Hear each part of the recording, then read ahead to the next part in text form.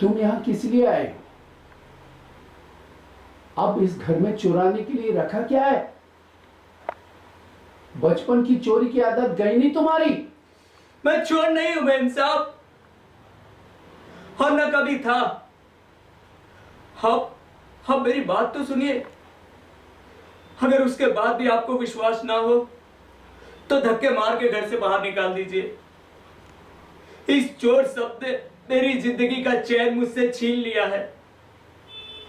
बचपन में एक बार आपने मुझे चोर कहा था, वो आवाज आज तक मेरे कानों में गूंज रही है। इस चुभती हुई आवाज से बचने के लिए मैंने अपने आप को शराब में डुबो दिया, लेकिन अब वो भी कमबख्त असर नहीं करती। शराब के नशे को चीरकर वो आवाज अब मुझ तक आने लगी है मेम साहब, मुझ तक आने लगी है मेम साहब। आज जिस तरह से मैं यहाँ आया हूं ठीक इसी तरह से आया था, मगर कुछ चुराने नहीं। मैं आपको ये आपका हार वापस करने आया हूं मेम साहब।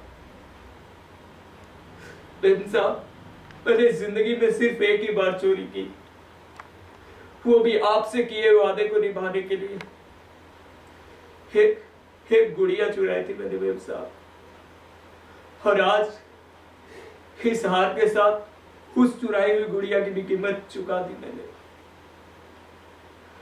आपको हार बेचते हुए देखकर उससे रहा नहीं गया, इसलिए मैंने ये हार वापस खरीद लिया।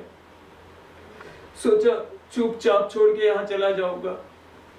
उस दिन भी मैं यही करने आया था मेम साहब, उस दिन भी यही करने आया था। आपका जन्मदिन मनाया जा रहा था, मैं एक फकीर भिखारी की तरह बाहर खड़ा था।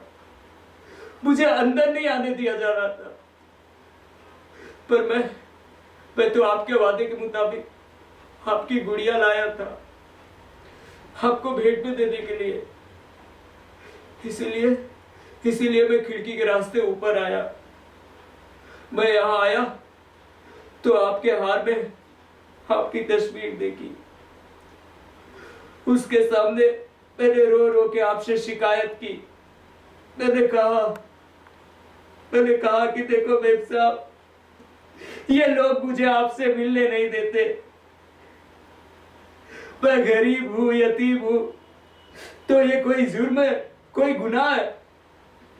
बस इसी वक्त उन लोगों ने मुझे पकड़ लिया और चोर समझ लिया। मैं चोर नहीं हूं मेम साहब, मैं चोर नहीं हूं। अगर आप इसी तरह मुझे चोर समझती रही तो मैं अपनी जान दे दूंगा। मैं चोर नहीं हूं मेम साहब, मैं चोर नहीं हूं, मैं चोर नहीं हूं मेम साहब, मैं चोर नहीं हूं।